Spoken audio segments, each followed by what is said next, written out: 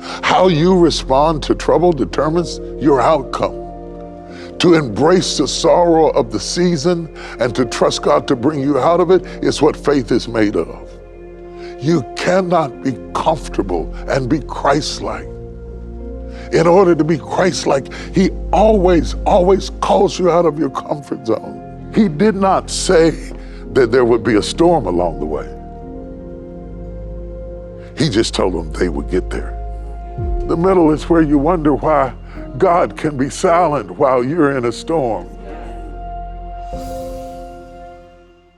And so I had sat on a plane for about 12 hours, left the beautiful city of Dallas, flew to London, got out in Heathrow, walked the corridors, made the change, and then flew another 9 or 10 hours to Lagos, Nigeria. And then by car, I traveled out somewhere I had never been before to speak to over 1 million people. I was in the hotel getting ready for the event. Pastor Adeboye had invited me to one of the biggest meetings he does during the year. He's huge all over the world, but in Africa, it's unexplainable. And I was getting ready to go when I got a call. The phone rang. My son Jamar had had a heart attack, and the doctors were trying to stabilize him. And while they were telling me about it, he'd had a second one. And the airport was shut down for the evening, and we had to pull all kind of strings to get out of there. And I never got to preach to the crowd. One, because under battle, you always have to keep your priorities straight. Don't let the seduction of the crowd or the allurement of the masses make you forget about the commitment to the few. Jamar was my son, and I had to be there. And I wondered, Lord, how in the world could this be happening? They had rushed him into surgery, and it didn't look good. And I said, this is a 20-something-year-old young man who's vibrant, healthy, in good shape, not overweight. How could this happen? We want to understand everything, but we don't. So I flew for hours and hours, and all the while I stayed awake the whole time saying, God, spare my son, because I don't want to know the pain of losing my child. And we want to understand why. And I got to the hospital. I came down the hall, and he's laying in the hospital bed, and he said, I hear my daddy coming. And I walked in the room. I shaved his chest. I talked to him. I tried to get him ready for this surgery they were going to do, because they had to try to figure out where this was coming from, and the first one hadn't proven it. And I wanted answers. And I learned something. You don't get answers because you want them. That God doesn't explain himself. For that matter, the doctors don't explain themselves. I would have took an answer from anybody. They weren't explaining much because they weren't sure why he had the heart attack. They couldn't give me answers. And when I prayed and asked God, why did I have to go through this? He chose to be silent. And the real issue becomes, can you trust God when he doesn't answer? Because we want answers, and we're raised in school to seek answers. And then if you get the answer right, we reward you. And it makes us think that there's an answer. But sometimes life hands you stuff where there is no answer. Now, he recovered, and I'm happy about that. He really recovered, but my point in talking to you about seeking answers is that it's a dangerous thing to seek answers while you're suffering. That's like trying to diagnose a storm in the middle of a tsunami. You have to get to the other side of it and look back at it and see it in retrospect, because if you ask too many questions at the wrong time, you're not going to come up with healthy answers or no answers at all. And the frustration becomes a distraction, because what difference does it make why? You're still dealing with what? And if you're dealing with what, you can't worry about why. So you're dealing with what, and surviving what must take preeminence over understanding why. I grew up in a little Baptist church in the hills of West Virginia on the mountaintop, and we used to sing an old song, "We are tossed and driven on the mighty seas of time. Somber times and somber tempests oft succeed a bright sunshine. In the land of perfect day, when the mists have rolled away, we will understand it better by and by." Sometimes you have to realize that you have to settle to walk in the dark, to walk by faith and not by sight, to not ask God to appeal to your intellect. Because when you ask God to appeal to your intellect, you ask him to come down to your level. When his thoughts are above your thoughts and his ways are above your ways, he has to come down to your level to explain himself. And sometimes God is not interested in your intellect. He is interested in your obedience. Do you hear what I'm saying to you? Because obedience is proven best when you don't understand. If I tell my child, clean up the room, you don't get to ask me why. I don't have to explain to you, we got company coming over and we got this. No. I said, clean the room. Obedience is better than sacrifice. Obedience is better than understanding. And God is trying to teach us to obey him and to trust in the fact, get this, that pruning is not punishment. Yeah. That you are not cursed because you had a bad day. That God is not punishing you just because you're going through suffering. They feel the same, but they're not the same. The intention is quite different between pruning and punishment. Pruning is the reward of having something of value. It's how God lets you know that you're valuable. He wouldn't prune you if you were a dying bush. Nobody prunes a dying bush. He prunes you because you're fruitful. But pruning feels like punishment, and if you're not careful, you will feel like you're punished, and if you will buy that you're punished, then you will believe that you're cursed. God doesn't cut to kill us. He cuts to heal us. I had to trust God when they cut in my back 4 inches and operated on my back, and I had to learn how to walk again. I had to trust God as I preached on Sunday mornings and couldn't walk. I went to Washington, D.C. and preached. I had to lay on the floor in the back of the church. The pain was so great. And then when they got ready to introduce me, I came out. And I preached because when the anointing was on me and the Spirit started moving and the energy got up, it was like I had no pain. I only made one mistake. I sat down after I got through preaching instead of leaving.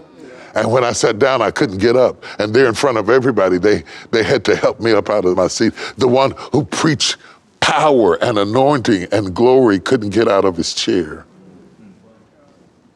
And this oxymoron between strength and weakness, between victory and being paralyzed, is the human experience. Truth and trust hold hands. They hang out together. We need both to see the crushing from God's divine perspective. We have to look at it from God's perspective to avoid our limited view.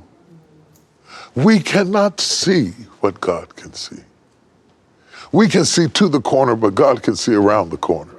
And if you just trust him when all hell is breaking loose, if you trust him with tears running down your face, if you trust him through a bad season and a storm, and it's okay to be scared, you can have fear and faith at the same time. I was afraid for my son, and yet I had faith for my son. You can have fear and faith at the same time. Jesus said, which of you, if your son asks for bread, will give him a stone? Or if he asks for a fish, would you give him a snake? If you then, through all of your evil ways, know how to give good gifts to your children, how much more will the Father give what you need to his children? God knows what you need, even when you don't like what you need. That is crushing.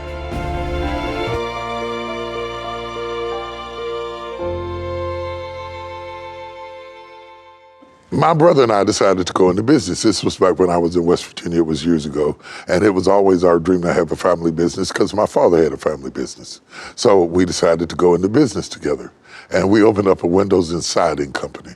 And we were going to do windows and siding. And I didn't know anything about windows and siding, but I learned pretty quickly. I knew something about business, and we were doing okay. In West Virginia, it gets cold, you need windows and you need siding, and we were selling. And we hit a tough spot because you do that in business. You run out of capital, you run out of resources. You got to pay your staff, you got to make your payroll, you got to pay for your building, you got to pay for your materials, you have to do all of that kind of stuff. And my brother, who is my older brother, and could always talk me into anything, including letting him cut my hair when he didn't know how to cut hair. He could talk me into anything. He talked me into putting up my car as collateral to get a loan to sustain the business. And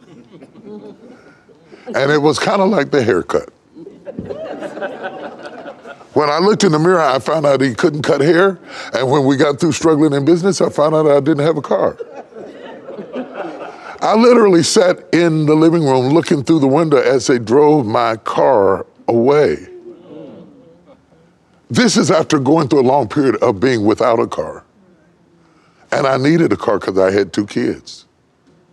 And I thought to myself, why me? Why me? I serve you, I'm preaching, I'm working, I'm laboring, I'm loving, I'm trying to take care of this family. Why me? And when I finally got an answer back, the answer was, why not me? Why not you? What exempts you from suffering? If Jesus went to the cross, if Paul got locked up in jail, if Joseph got thrown into a pit, if the woman was there with the issue of blood, why not me? So when you face a dilemma and you run into a crisis and you're trying to figure out what in the world is going on in my life, and it feels like you're going backwards instead of forward, and you trusted the wrong person, or you made the wrong decision, or the business didn't turn out like you think, and you have a setback, you have to remember a setback is a setup for a comeback. And you can't go into the valley of despair and throw yourself a pity party and luxuriate in the pain of your own self-indulgence and ask God, why you? When God spared not his son, why would he spare you? Come on. The question is never why me, it's why not me. Amen.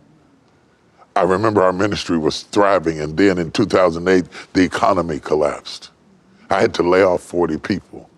I thought, why me, Lord? He said, why not you? Other people are going through the same thing. Why not you? The Lord was teaching me how to lead, how to make decisions, how to make tough choices. Anybody can make easy choices as a leader, but in order to make tough choices and have the spine and the guts to be able to make a tough choice that people don't like, and they're murmuring about it and they're complaining about it, but it was necessary to do it, and it fell my lot to be able to make those kinds of choices.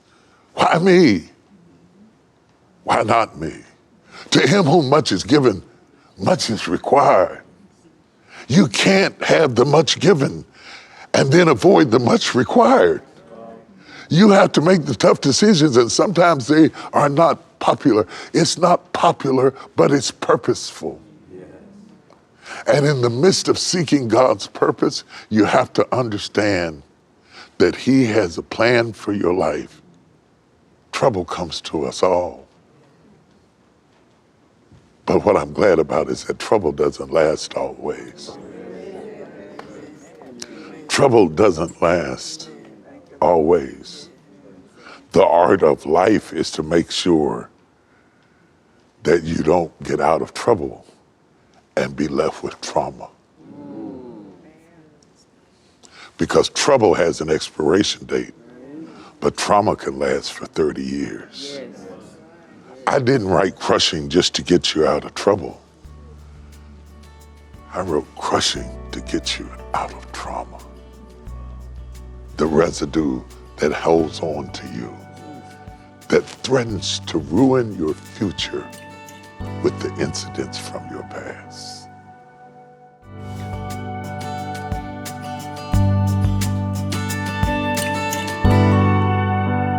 The wind is high, the thunder is roaring, the lightning is flashing, and the boat is shaking like something you have never seen before. And the Apostle Paul is aboard the ship with all of the passengers. It's really a cargo ship, and he's headed to Rome, he thinks.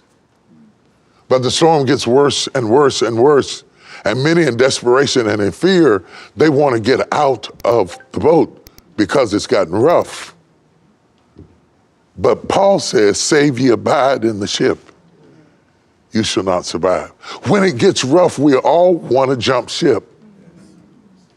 When it gets tough, we want to get out of it. We want to get out of it so it'll stop hurting. Yes. But the ship was the solution to the problem.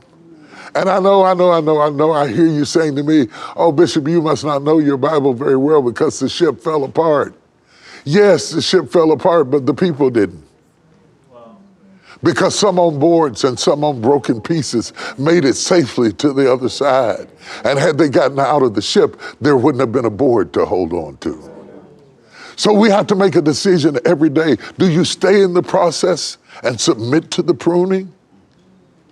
Or do you jump ship for your own comfort, only to fall into peril? Even Jesus had this choice. He taught a lesson that opposed many, the true meaning of the bread and the wine. Many followers left. They were pruned from Jesus because he said, unless you drink my blood and eat my flesh, you will have no part with me. And that was not a sermon they wanted to hear. And they wanted to avoid the process, not even understanding what he meant. Wow. And then he asked Peter, will you go away also? Or will you stay in the process? And Peter responds, where shall I go? In your hands are the words of eternal life. For some of us, quitting is not an option. We may cry, we may whine, we may groan, we may fuss, we may bicker, but we cannot jump ship. We must stay in the process. What will you choose to do when your ship is tossed to and fro and the lightning is flashing and the sky goes black and the wind is high and you're not sure what the next turn is going to bring? When people are seasick and falling apart and men are screaming and women are in peril, will you stay on board the boat? Or will you jump off and go for something that seems like it might be better but could kill you? How you respond to trouble determines your outcome. To embrace the sorrow of the season and to trust God to bring you out of it is what faith is made of. You cannot be comfortable and be Christ-like. In order to be Christ-like, he always calls you out of your comfort zone. And when you say, yes, I will stand, even though the boat is falling apart, there's more power in the chips than there is in my disobedience. Wow. Looking at my life, you can tell the choice I made. I'm 45 years into ministry. I'm 39 years into marriage. I am not the kind of guy that walks away from a fight. And I challenge you today, if you're gonna make anything last, you gotta stay when it's rough and when it's tough and work together as a team to make it better. I realize you can't be married by yourself. It takes two to do that. But in every area where your decision makes the difference, You'll never be successful if you quit. Don't jump ship. Stay in the process.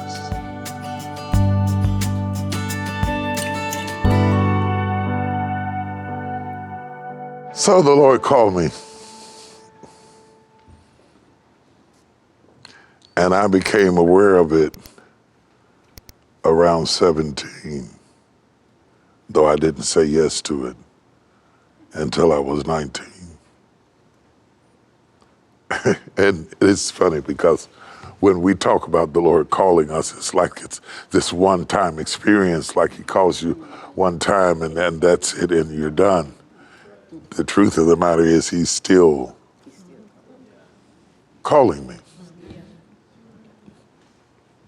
By the time I get to where he was, he's somewhere else.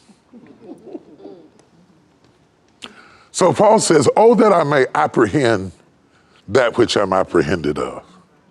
In other words, I want to capture the God who's calling me. And then the guy who is writing most of the New Testament epistles says, I count not myself to have apprehended, but this one thing I do. I'm forgetting those things which are behind and reaching to those things which are before. I press toward it. I haven't got it yet, but I press toward the mark of the prize of the high calling of God in Christ Jesus. Means I want to see progress in my process. The goal is not completion or perfection.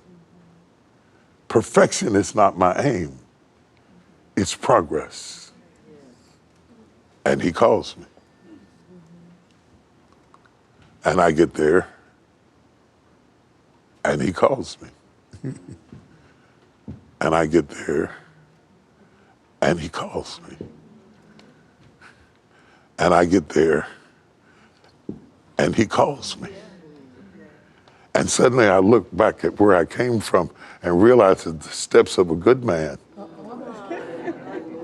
have been ordered. Ordered.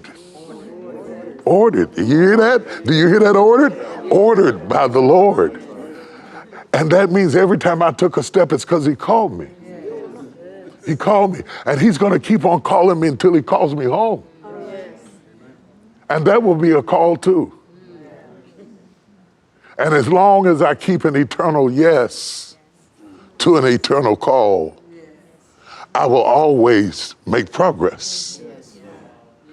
The only thing that shuts down the progress is when he calls me and I say no. It's not that I win. It just means that he has to war with me rather than reward me to show me that he's stronger than me.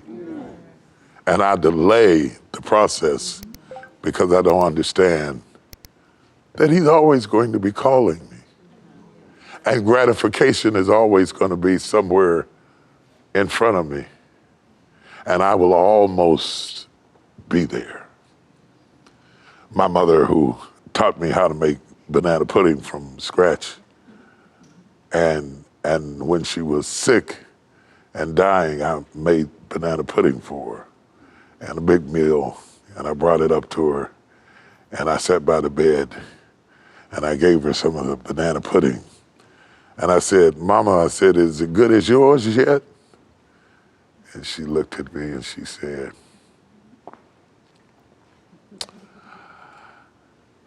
almost.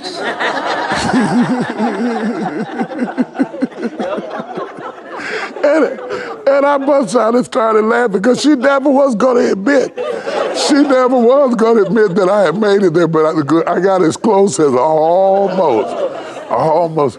And it's so funny because that's what God is saying to me.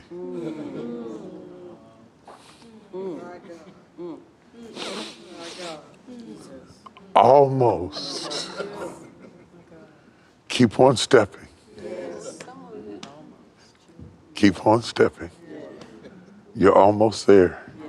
Keep on stepping. You're almost there. Keep on growing. You're almost there. Almost there. I count not myself to have apprehended. And don't you count yourself to have apprehended. Don't die before you die. Don't let the enemy talk you into dying before you die and make you think that you're through just because your old job is over. Just because you're through raising kids or you're through parenting or you're through doing this or you're through doing that doesn't mean that your life is over. It just means that you've changed into another dimension. And if you will allow God to let you change into the next dimension, you will evolve. And when you evolve, your whole world shifts. Everything around you shifts. Everything changes. Somebody knows what I'm talking about. To have the whole world shift. Crushing feels like an earthquake because the whole world shifts. The sea stands up. The ground caves in. The tremors are felt for miles. That's how big your God is when he moves. Everything shifts. I say to you, no, I prophesy to you that a shift is coming of mammoth proportions. And rather than to prepare for where you were, prepare for where you're going. Prepare for what God is going to do in this stage of your life that has never been done before, because he chose you for such a time as this. And if you can let go of your normal,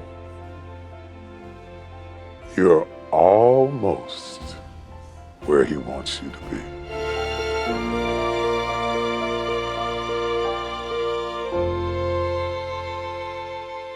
Who would have ever thought that the God we serve would introduce himself to us in a world filled with chaos? A chaos so absolute and so complete and so all-engulfing that the whole globe had succumbed to it. That the whole globe had submerged beneath water. And a baptism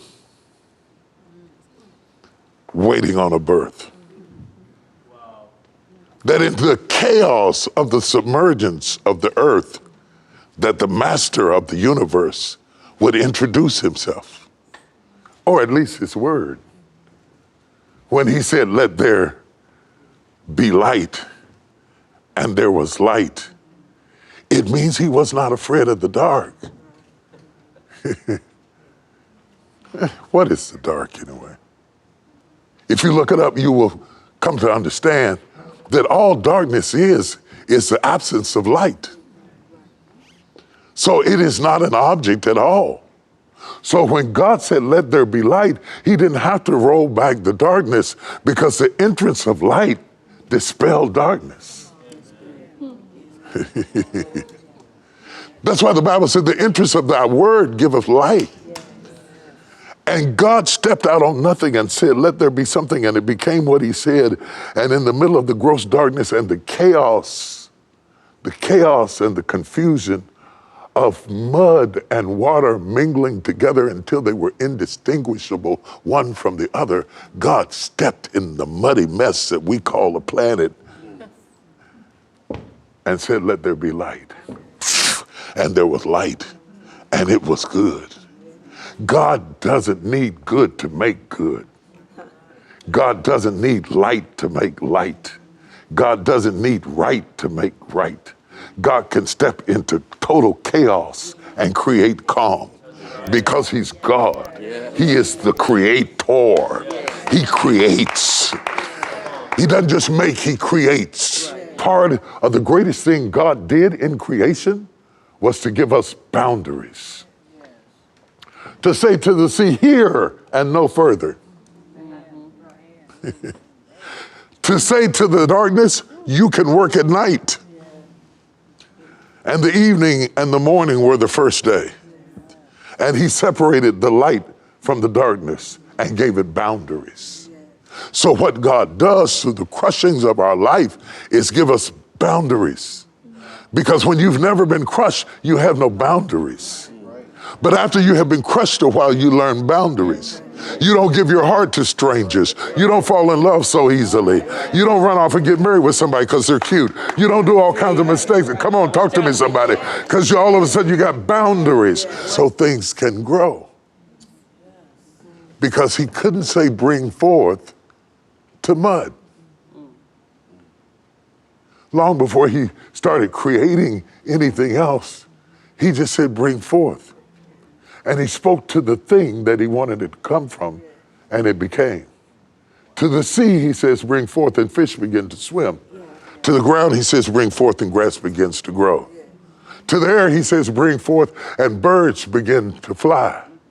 Each thing he spoke to caused something to come forth.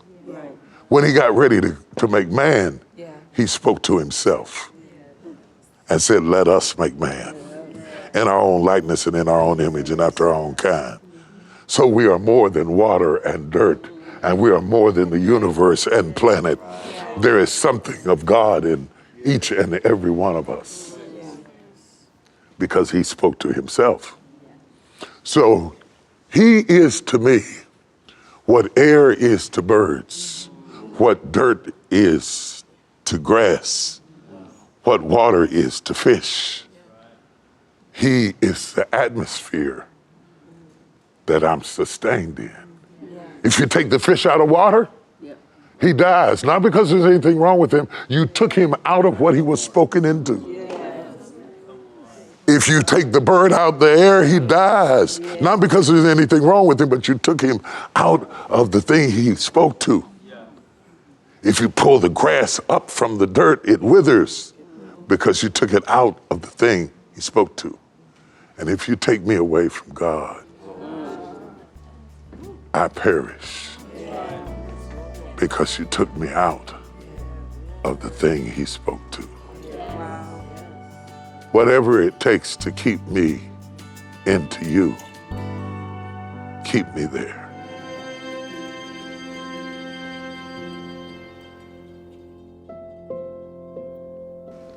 And with one command from the master himself, all the disciples gathered all their equipment and got inside of the boat and started to launch. For the master said, let us cross over to the other side.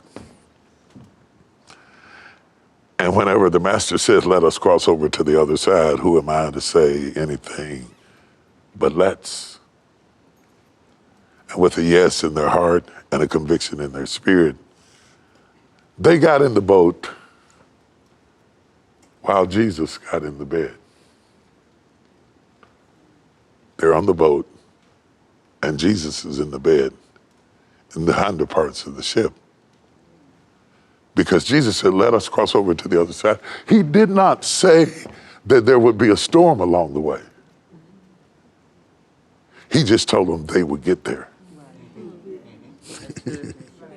He did not tell them that the lightning would flash and that the thunder would roll and that the boat would almost go capsize and that it would be so fierce that even an experienced sailor like Peter would be terrified and that the boat would get filled with water. He just said, let us cross over to the other side. And then we begin to learn how short God is on details. He's great at beginnings and he's great at endings, but he doesn't say much about the middle. Maybe that's why they say he's Alpha and Omega. The beginning and the end, the first and the last. Because God doesn't say much about the middle. And the middle is where the storm is. The middle is where the lightning flashes and the thunder rolls. And the middle is where the crushing is. And the middle is where the doubt is. And the middle is where you begin to wonder, carest thou not that we perish?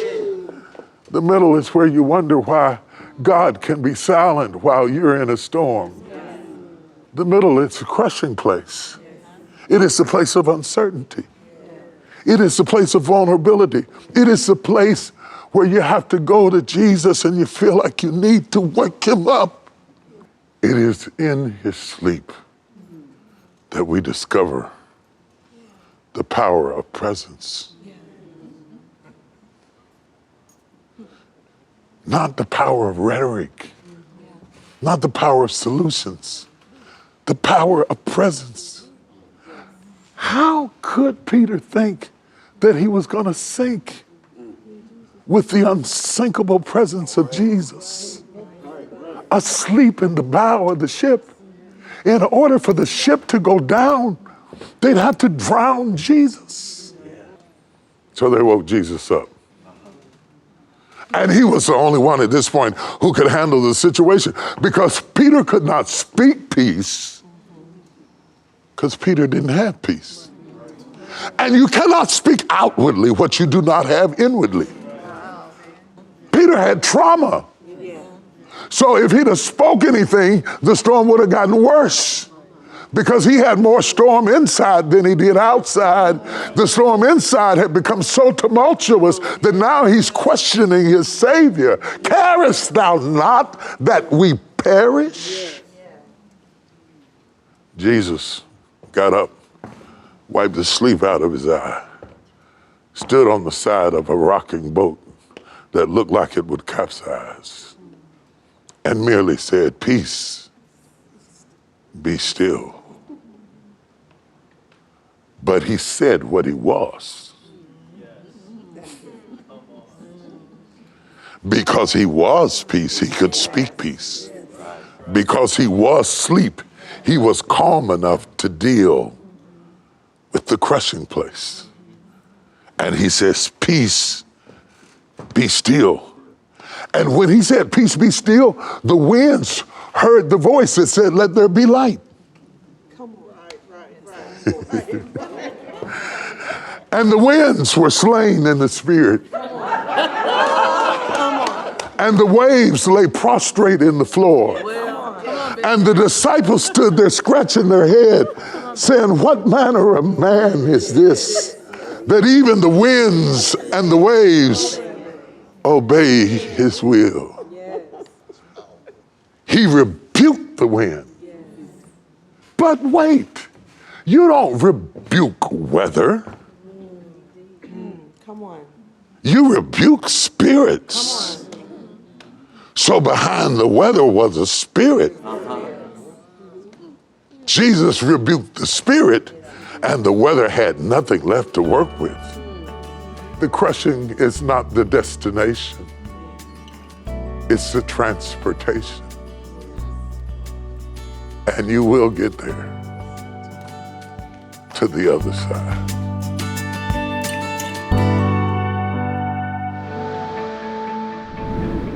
And so it was amazing for me that in the same year, the first time I made my first trip to the motherland, to the land of my ancestors, when I first got off the plane to hear the gentleman say in a deep African accent, "Welcome home," was absolutely staggering. And it was amazing because in that same year, I made my first trip to my spiritual ancestry, to Jerusalem. It was the first time these old West Virginia feet had walked down cobblestone streets and smelt bread baking early in the morning and watched Jerusalem open up and come to life, much as it would in the days of Christ's time. And I searched it through. I went everywhere I could go. I went down to where the pool of Bethesda is thought to have been. I went down to the Sea of Galilee. I set my feet in the waters of the Jordan. And I went to a place called Megiddo, where Armageddon is supposed to be, leaped out of the car over in Jordan and ran out in the mud to stand and look around at the amphitheater, a natural amphitheater of mountains all around, just to see what was going on. I went in the Temple Mount, which is now controlled not by the Jews, but the Muslims. And they told me to take off my shoes as I went in there, and I went inside the Temple Mount and had the experience of walking up into what would have been the holies of holies, only to find Abraham's rock, the place where he would offer up Isaac. And it was then that I realized that the Bible isn't wide, it's deep. That the same place that Abraham offers up Isaac is in the same area where Christ is to be crucified. So it's not about going from place to place, it's about digging deeper. So you stand in a contemporary place with a contemporary shovel and dig your way through the epistles and dig your way into the prophets and dig your way into the Old Testament, because the history of our faith is in layers. I walked down to the Wailing Wall where all the Jews go to pray. And the rabbis stand in front of the Wailing Wall and rock back and forth, placing their prayer requests into the crevices of the rock and rocking back and forth. They rock back and forth. I asked the guide, why are they rocking back and forth? They said, because they believe that God is a moving God. And if you're going to come into his presence, you have to be moving in his presence, because God is always moving. He's always rocking. He's always doing. And I said, can I go? And with the women on one side and the men on the other, I came to the Wailing Wall and had the most amazing experience. I burst into tears, because the Wailing Wall is the last remnant of Herod's temple. The Wailing Wall is reminiscent of Solomon's temple. And when I looked at the faith of so much history, layered and still standing there in the rock, and I'm standing at the rock. I'm standing at the rock where Jesus has stood. I'm standing on the spot where the threshing floor of Ornan was, where Solomon's temple was, where all of history had collided in that moment. And I just started crying. And I'm surrounded by Jews, and they're watching a Christian cry at their Wailing Wall. And suddenly I recognize, or hope they recognize, that your Jehovah is my Jesus. That your Elohim is my Prince of Peace. That your bright and morning star is my lily of the valley. That we are kin and that we are connected, and that we have something in common, though our perspectives are different. For you stand waiting on a Messiah to come, and I stand looking back at a Messiah who visited and you recognized him not. And yet we all wail at the Wailing Wall. For even though we recognize Jesus as the Messiah, that doesn't mean that we're not waiting for him to come too. We wait and we weep and we rock. To my brothers and my sisters, ladies and gentlemen, saints and friends, keep on rocking. Keep on weeping. And for God's sake, keep on waiting.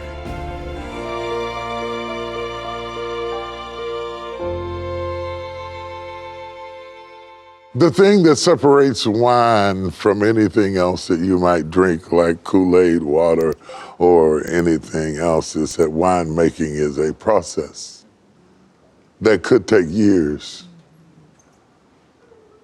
And sodas and drinks can be made very quickly, but wine takes time. And the older it is, the better it gets. The reason we use wine as a metaphor for the book Crushing is because wine takes time. And I'm talking about taking time to an era of people who don't believe that anything takes time. In other words, I'm talking to a microwave crowd about a coal stove recipe. I remember my grandmother's coal stove was set on the back porch, and you had to put coal in it, and she fried chicken in cast iron skillets and baked cakes until they were standing that high. And I wonder even to this day how they regulated the temperature in a coal stove. I remember her making cakes without a mixer, but she'd take a spoon and turn it flat and beat the butter, and I can see her arms shaking baking a cake, and she did better with a spoon than I can with a mixer. And I'm good with the mixer. Grandma knew that the best cakes took time. And she was willing to put in the time and the effort and the sweat to get the cake to rise to the place that it needs to be. And so it is with the wine. Winemakers know that good wine takes time. It starts with the soil you plant the seed in, and the grape that grows from it. And the grape accepting the fact that it was raised to be crushed. I think we need to teach our children a little differently, that you are raised to be crushed. Instead of teaching them that you're raised to be applauded and you're raised to be exalted and you're raised to be lauded, I think we should tell them that you are raised to be crushed. And when you come to the crushing place, do not believe for one moment that it is the end. Because the crushing of the grape is not the end of the grape. It is the transition from one era to the next. What I'm talking about is process. When I'm talking about crushing, I'm talking about process. I'm talking about submitting yourself to the process, because that is respect. To commit yourself to the process means you respect the artistry of the calling. When you put the work in and the labor in and the commitment in and all of the sacrifice into it, that means you respect it. I wouldn't go down to the Cowboy Stadium and ask Jerry Jones to put me in a uniform and just because I watched football, think I could play football. That's disrespectful to the people who have worked hours and years getting ready and training all their life to become excellent at what they do. Process is respect. To recognize that it's not supposed to happen fast. Because if it happens fast, it will not last. That is slow broiled and slow cooked and cooked overnight and smoked on a smoker until in the morning has a richness and a flavor that you just cannot get in a microwave. You have to understand that. And if you want microwave success, go on and do it quick. And you'll go up quick and you'll come down quick. But if you really respect the artistry and the technique and the style and the fashion and the depth and the anointing and the unction and the power and the collaboration between the spirit and the man and the man and the spirit and the spirit and the man, until you can't tell the difference between the talent and the tool of the master and how he uses it in such synchronization that you don't know whether it was the hand of Gideon or the sword of the Lord that defeated the enemy. That means that you want to fit so good in the hands of God that at a moment's notice, he can use you anytime and anywhere. And in order to be that kind of good, that means you have to go through the process and embrace it. Embrace the process, not resent it. Not feel betrayed or denied because it didn't happen as quick as the person next to you, because you are not comparing yourself with the person next to you. That is not the goal, to be like the person next to you. You are not running against them. You're running against the hope of your calling and what God wants to do in your life and what he has to take you through to produce what he is trying to produce in your life. And that means you have to listen at what he's saying. That's right. Even when he's talking about waiting while you're talking about winning. Wow. You have to respect the process, because if you do, when the process is over, you will last longer as wine than you would have as a grape. It's amazing when you start talking about the life of Joseph and all of the turmoil that he went through, and how his father made him a coat of many colors, which was really prophetic to him becoming the Prince of Egypt. It was also prophetic to the multiplicity of a God who is able to love all colors and kinds and stitch them together and make one garment. and become the dweller amongst us, God. And Joseph wore his coat, and his brothers stripped him of his coat. They stripped him of his coat, but they couldn't strip him of his calling. Amen. They threw him in a pit, and they said he was dead. The Midianites came along and bought him for 20 pieces of silver because God was using Joseph's life as a shadow of Jesus, who would be rejected of his brethren, who would be thrown into a pit, who would be sold for 30 pieces of silver. And Joseph doesn't know it, but he is acting out what Jesus will fulfill. And then he goes from that to Potiphar's house and rises to a place of power, only to be lied on by Potiphar's wife and have to flee and end up in prison. And then Joseph, the young man who grew up with the coat of many colors, ends up with stripes in a prison, locked up behind bars.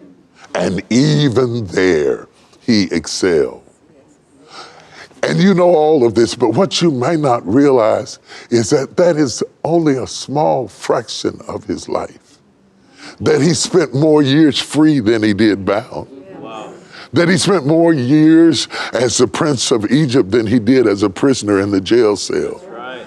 And what you have to understand, the process may seem long while you're going through it, but if you will go through the process, when you get to the end of it, you'll be a prince much longer than you'll be in process. Yeah. And God is trying to fix you so that you will last. And when the winemaker makes the wine, he makes it in such a way that when they bring it to the table, they tell you first what year it was made. And the best wines have been preserved for hundreds of years. And the longer it lasts, the more it costs. Yeah. And if you want to be expensive in the kingdom, exotic in the master's hand, if you want to be the kind of wine that is prophesied at the marriage at Cana, that he saved the best wine for last, then all of that is predicated upon how well you endure the process.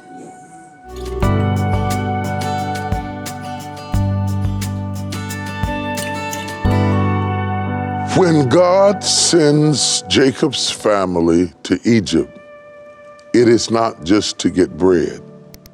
It is not just to get food.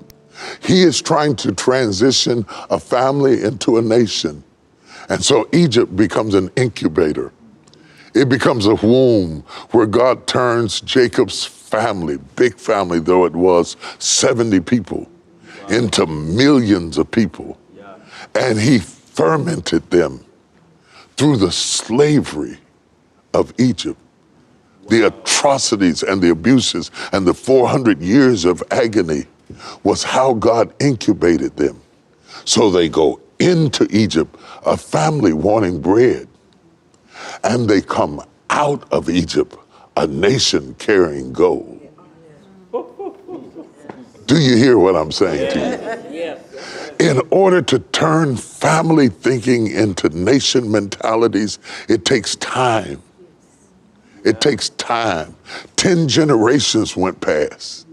So many generations went past that they had forgotten how to worship their God because they had so assimilated into the culture of Egypt that much of their understanding of who God was had drifted away. But with the limited residue of faith that they had left, they cried out unto God, and he still heard them. Though they had forgotten what Abraham had taught them and what Isaac had shown them, and Jacob had long since been buried, he still heard them.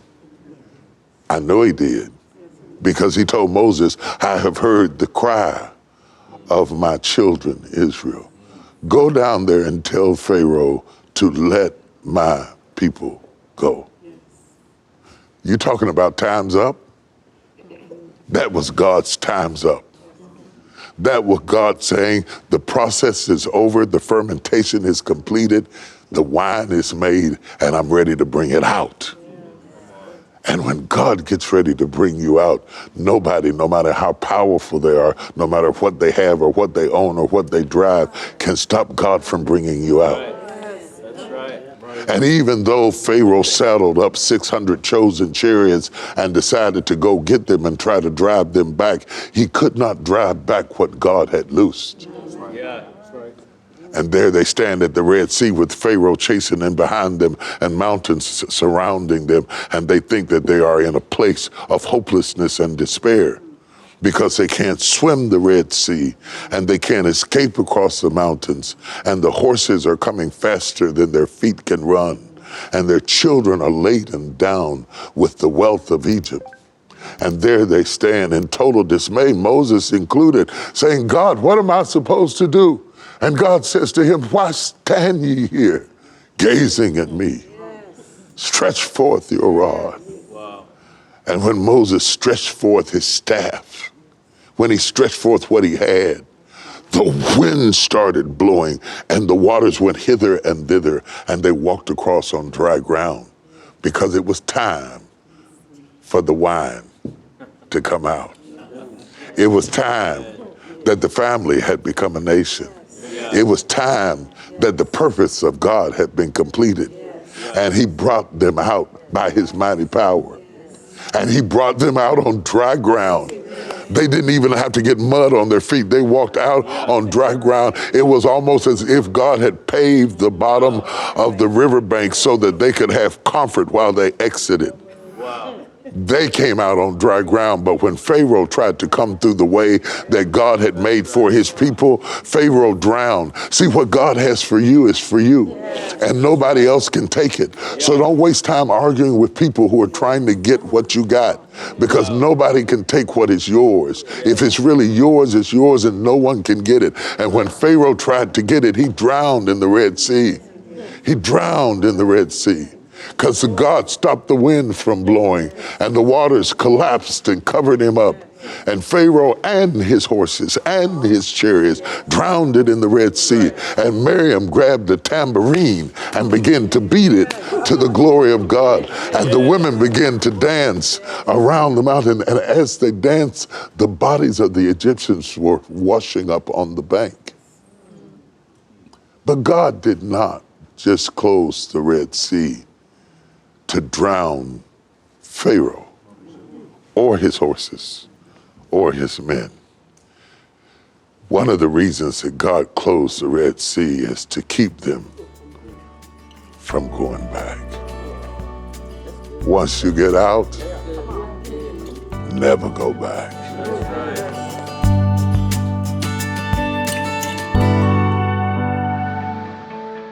So I was building my church. The church of my dreams, the church beyond my dreams, the church that I never thought I would ever get to build, the church that was valued out at millions and millions of dollars that I didn't have. But I had the faith to believe that God did. And it was going up and it was happening and I was seeing it right before my eyes, and it was like being at the Red Sea when Moses stretched forth his rod and the bills parted. And the contractors got paid, and the building was erected, and it was standing there. And the only bad thing about it, amidst all of the pews and the colors and the picking out of the architect's designs and going through proofs and looking at materials and concepts, the only bad thing about it is while the church was going up, my mother was going down. And you have to have taken care of somebody with Alzheimer's to know that they go away in layers. It's not like a car wreck and they go all at once. It's not like a heart attack and you find them and they're gone. No, no, no, no. She died a little bit every day. And every day they were bringing me reports about what materials came in, and the pews are going to come in on Saturday, and the carpet is coming in. And at the same time, the doctor was saying, she's getting worse.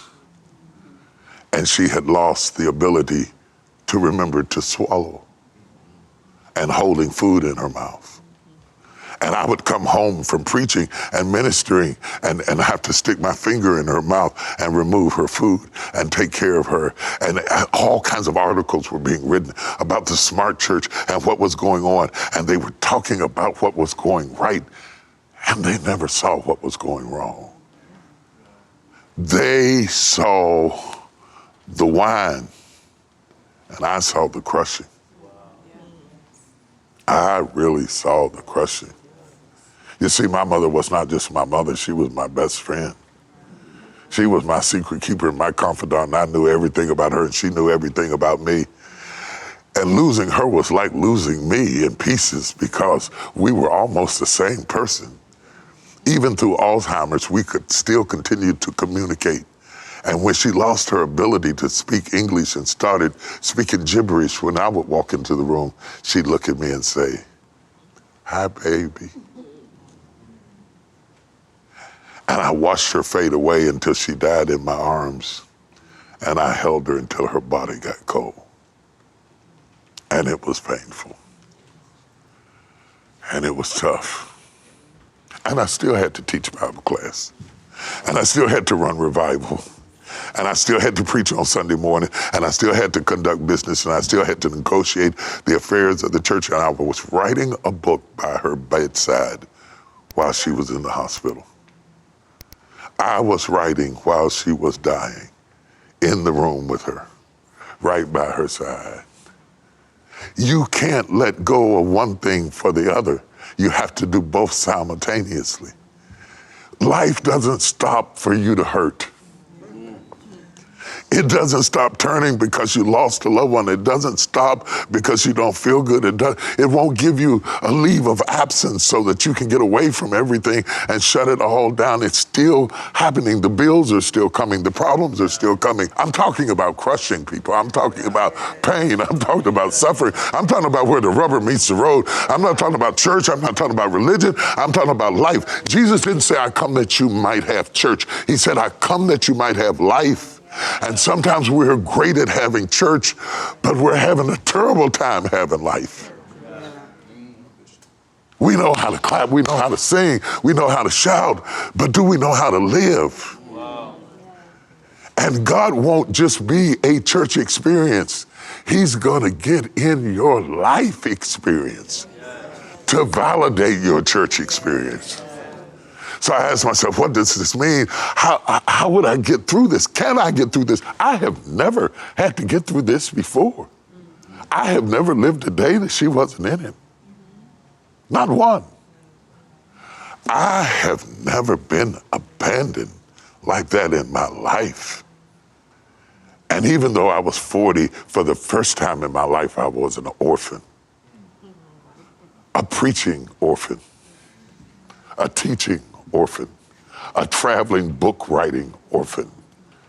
And though he slay me, yet shall I trust him. You see, in order to develop real quality, it takes time, and it takes pain, and it takes endurance, and it takes grief, and it takes trouble, and it takes turmoil, and it takes destruction and demolition.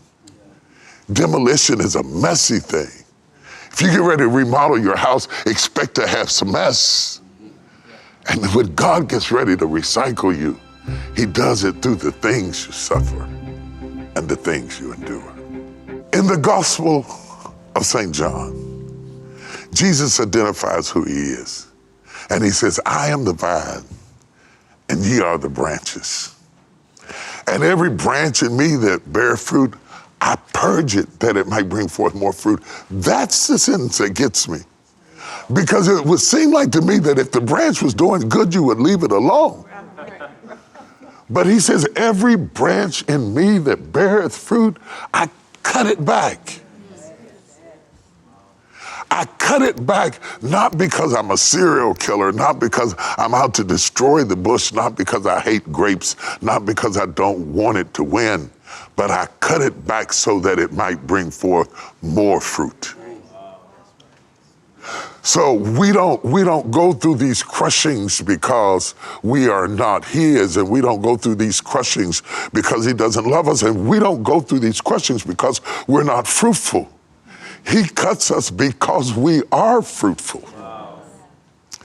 Because as fruitful as we are, he knows the potential of what is yet down inside of us. And he knows how to get you to that potential. And he stops you from being safe. And he stops you from being satisfied. You have to give up safety if you're going to walk with God.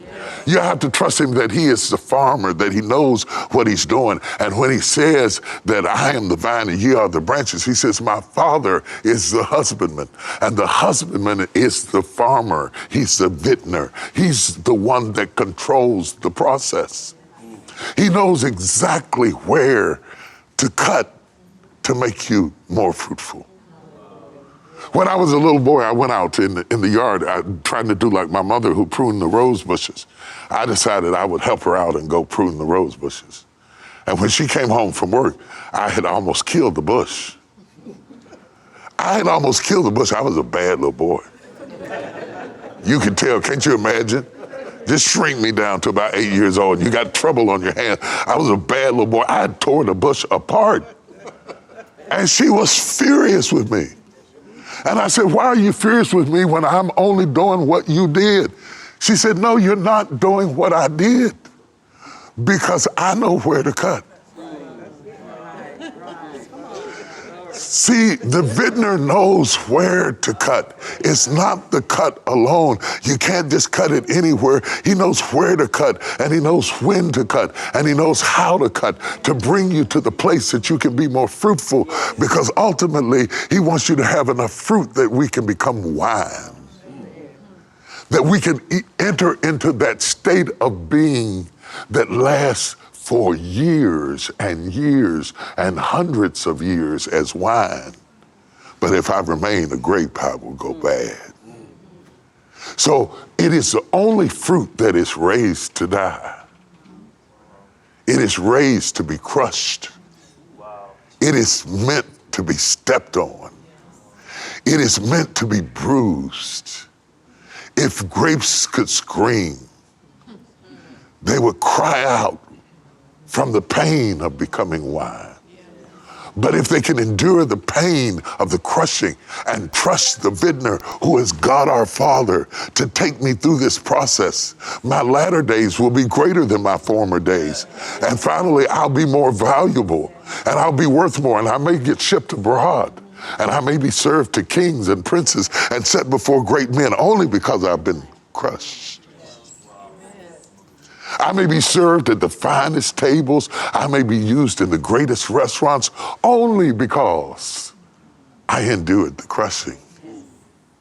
Jesus connects us to the Father by helping us to understand what his role is in our life so that we won't misunderstand the knife, so that we will understand that the knife is in the right hand. That sometimes when God approaches you, he approaches you and he looks like a slayer because he's coming with something that hurts. And you have to trust his character when you don't understand his methods. Amen. You have to understand his acts by believing in his ways.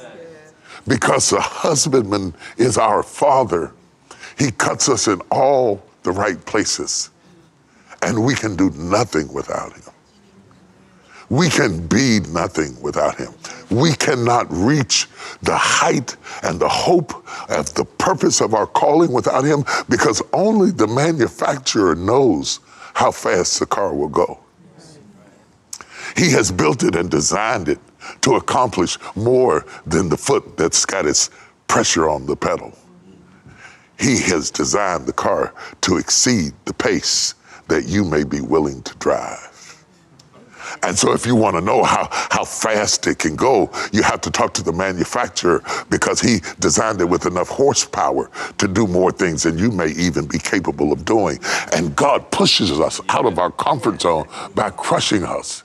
Jesus became human so that he could understand what it was like to be human. He experienced our trials, our temptations, our heartaches, our pain, so that he would be an example for us. He is the fruition of God's word. He proves himself in us. He walks it out right in front of us to show us that it can be done.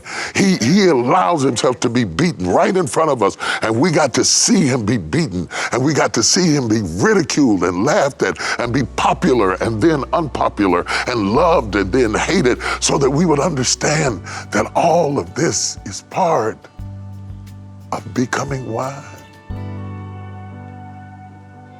My wife is a neat freak.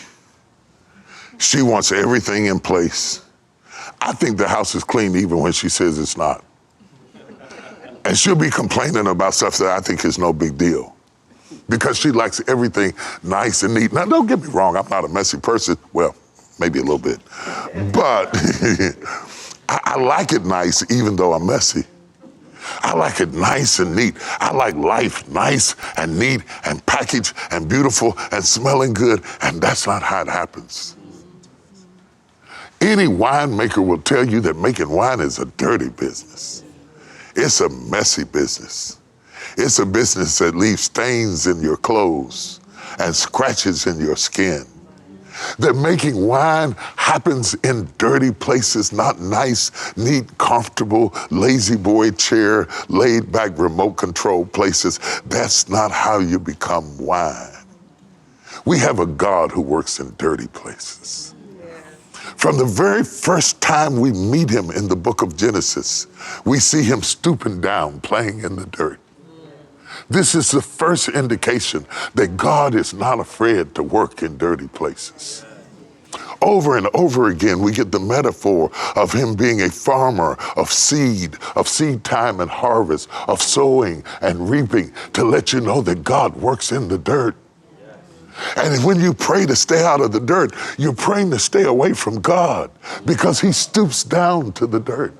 And he makes you in the dirt, and he shapes you in the dirt, and he forms you in the dirt, and he matures you in the dirt, and he stabilizes you in the dirt like any wine dresser would. If a wine dresser is not willing to get dirty, he'll never have the grapes. And if you don't have the grapes, you won't have the wine. Because the wine means that you got to step on it, and you got to crush it, and your feet are stained with the pressure. Until both the winemaker and the grape have experienced the same stain. And he was wounded for our transgressions, and he was bruised for our iniquities. And the chastisement of our peace was upon him. And with his stripes, we are healed. Jesus became human so that he could be stained with the stain that we experience, so that when we cry out to him, he can be touched by the feeling of our infirmity. He wanted to know what that was like. God had never slept, not one night, until he came in the form of Jesus. He didn't know what tired felt like. He didn't know what sleep felt like. He didn't know what fear felt like. He didn't know what stress felt like. And he came so he could answer his own question, Adam, where art thou?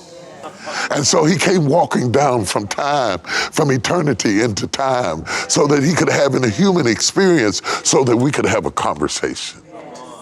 He is the seed of Abraham. And God knows how to develop that seed. He knew how to take it through 42 generations. And you're trying to get there in 42 days. And Jesus came through 42 generations. And you think you're late, and you think you're behind, and you think you're off schedule, and you think you missed your mark. Jesus came through 42 generations to be the seed of Abraham. Right? He grew and matured. He started as a baby. And most people don't want to start small. The Lord of glory, the King of glory, the great I am, the mighty one, the Holy One, the consolation of Israel, came in a form of a baby. He came small. He came smaller than the mother he would redeem. He came smaller than the people that he would deliver. And it is no accident that he was born in a manger, because he was a lamb. Where else would a lamb be born? And he teaches us as he grows and as he develops. The opportunity to grow happens in your life, in your home, in your heart, in your spirit. And you are being planted, but you feel like you're being buried. Have you ever noticed that there is no difference in the motion between planting and burying? When you plant a seed, it feels buried, but it was planted to rise again. The vintner understands that he is not a mortician. And even though he takes the seed and digs a hole and puts the seed down in the hole and covers it up with dirt, he's not a mortician. He's planted it and not buried it. And most of us think we are being buried when in fact we are only being planted. And when you are planted, that means you're going to get up again. And when you are planted, that means you're going to come forth again. And when you are planted, that means that this is not how the story ends. This is not the end. Don't run from it. Don't hide from it. Don't duck from it. Don't dodge from it. Don't run trying to get away from it, because you are not being buried. You are being planted. And to God be the glory for the things he has done. Even when it hurts. That's crushing.